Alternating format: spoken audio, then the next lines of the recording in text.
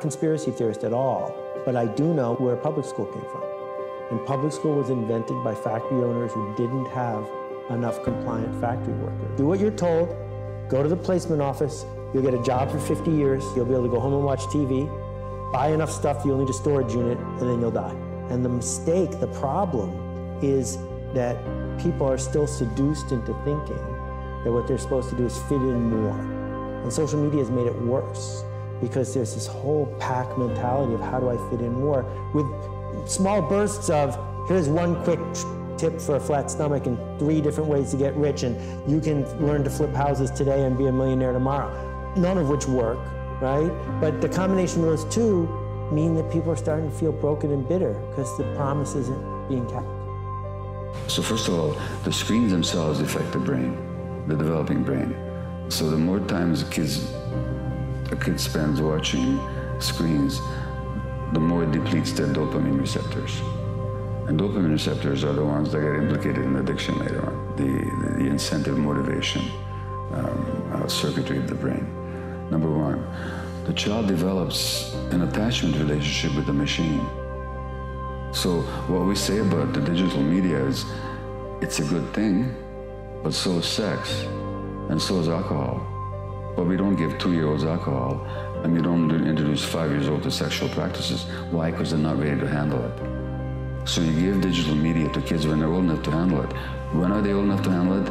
When they no longer rely on it to meet their emotional needs, but they use it for the function for which it was developed, which is information and communication. Those are legitimate goals. But when kids are immature and their attachment needs have not been met yet, they can use the digital media to meet their attachment needs, which displaces real human attachment. So what happens on Facebook? Kids have friends. What happens on Facebook? Kids like each other. These are attachment dynamics, except the friends are not real friends.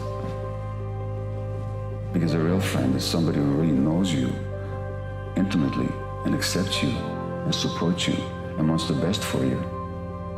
These Facebook friendships are highly conditional, as shown by the fact that when people displease each other, they defriend each other.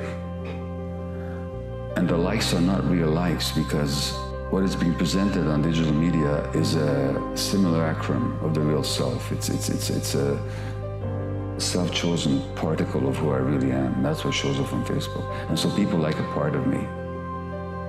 But how does that satisfy my need to be accepted and respected and loved for who I really am? It actually undermines it. So the digital media is the very opposite of genuine human contact.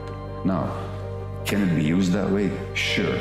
If you got 2 young kids now, and if you got parents who live in the United States, and those kids want to connect with their grandparents, what a great device Skype is or Zoom is. Where now they can connect. It's not just a letter. Anyway, that's a great way to connect. Yeah. But who needs to be in charge of that? In other words, the digital media can be introduced to the child's life when the parents can stay in control of it. When the media takes over and the child has got this addictive relationship, the child is not ready for it. So we say, don't introduce it too early, number one, and number two, stay on top of it and you be in charge. Real teaching happens through personal contact, through engagement, through inviting and eliciting the kid's curiosity, through appealing to the child's increasingly sophisticated mind to hold complex ideas, contradictory ideas sometimes at the same time. Those depend on maturation, and that maturation depends on relationship with human beings. We know that screen time decreases happiness, decreases life satisfaction, and decreases self-esteem. We know that it enhances anxiety and depression. The Royal Society of Public Health published a study in June this year, June 2018, which found out that 63% of all Instagram users are unhappy. We know that anxiety and depression among the young increased by 70% over the last 30 years. And we know that since 2010, teen suicide climbed by 31%. So teen suicide is rampant. And today, it is the first time in human history that the leading cause of death among teens up to the age of 24 is suicide. Not any disease or not even accidents. And this is intimately connected to social media. I mentioned before that social media is a conditioning tool, not an addictive tool, but a conditioning tool, and that it uses relative positioning. But what are the emotions that are attached to relative positioning? Well, the first one is envy.